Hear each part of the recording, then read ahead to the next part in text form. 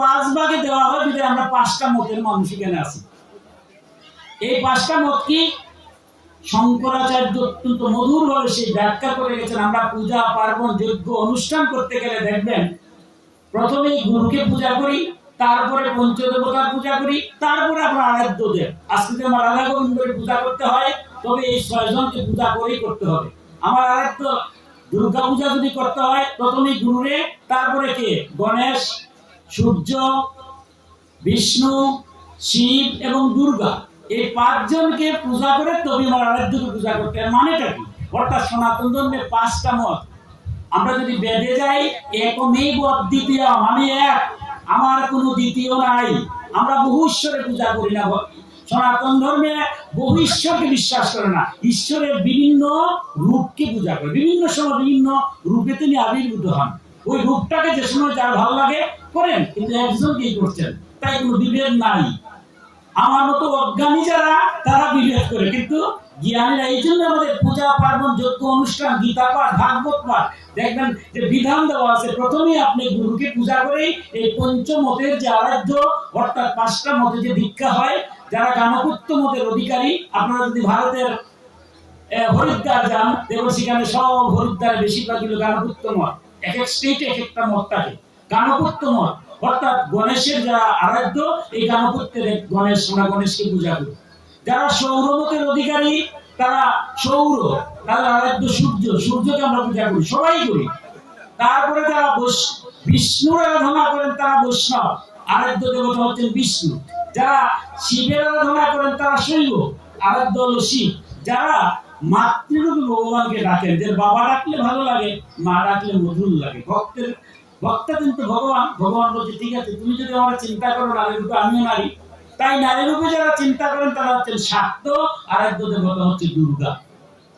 কিন্তু এই পরম্পরা, গুরু পরম্পরা যে দীক্ষা দেন, দেখুন একটা গভীর তত্ত্বকথা এখানে বলাটা বা প্রকাশ করাটা আমার জন্য হয়তো কষ্ট হবে, যারা জ্ঞানী এগুলি বুঝে নেবেন। গুরু পরম্পরা যে দীক্ষা দেন, দেখুন আপনার কর্ণমূলে আপনার গুরু দীক্ষা দিয়েছেন।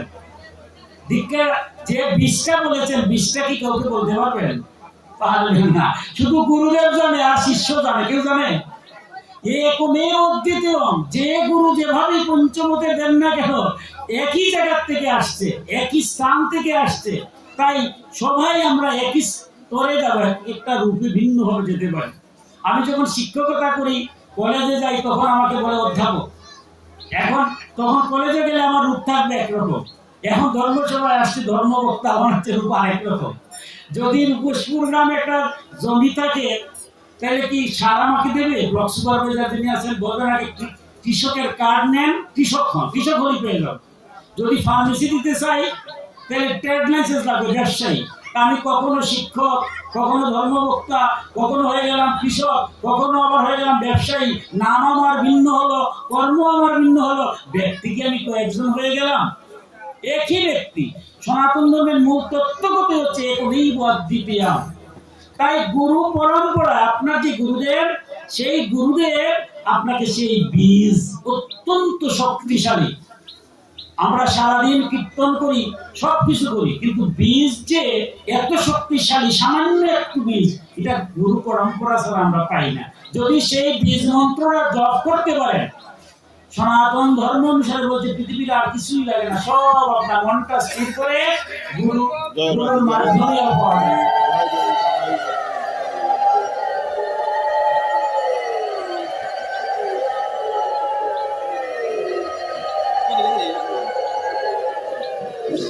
দেখুন,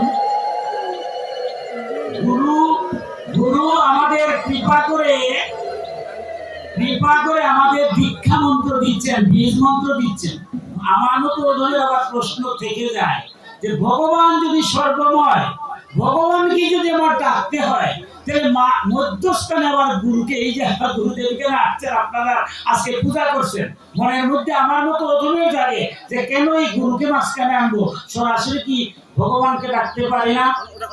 কারণ ভগবান শ্রীমদ ভগবত গীতায় মধুর ভাবে অর্জুনকে বলছেন, হে অর্জুন, চতুর্থ অধ্যায়ে, যদা যদা হি ধর্মস্য গ্লানির্ভবতি ভারত অভ্যুত্থানমধর্মস্য তদাত্মানং সৃজন্মহম পরিত্রাণায় সাধুনাং বিনাশায়শ্চ দুষ্কৃতাম ধর্ম সংস্থাপনার্থায় সম্ভবামি যুগে যুগে।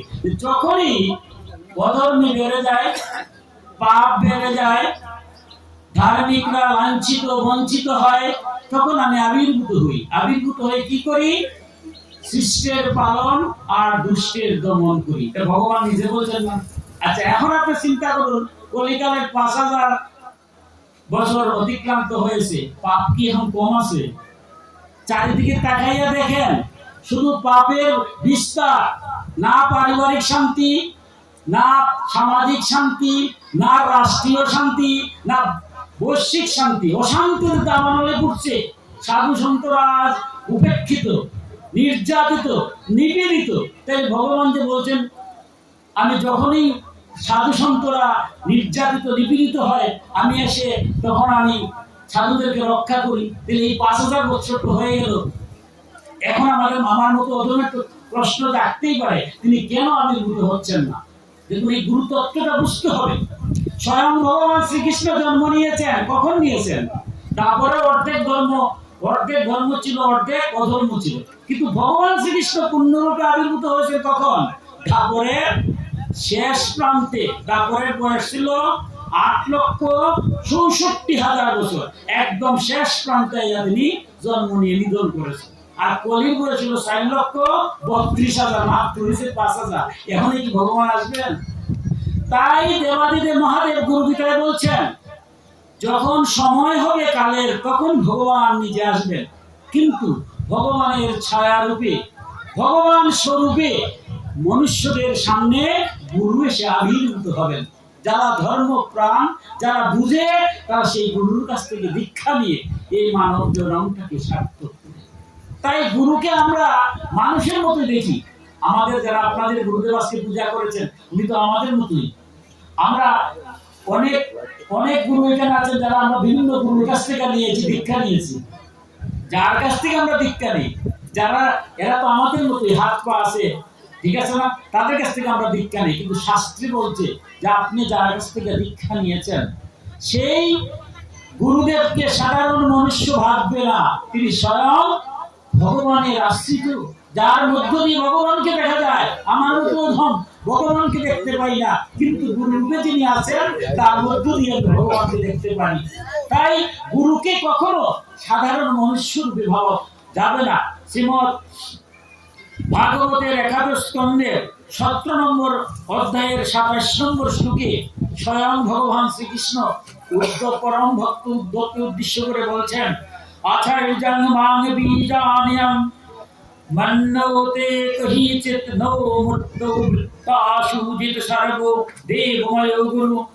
ভগবান শ্রীকৃষ্ণ উদ্ধবকে বলছেন, হে উদ্ধব, আচার্য অর্থাৎ গুরুদেব আমি নিজেই জানবে। অর্থাৎ ভগবান বলছেন যে আমি স্বয়ং শ্রীকৃষ্ণ, আর তোমার গুরুদেব আলাদা ভেবো না।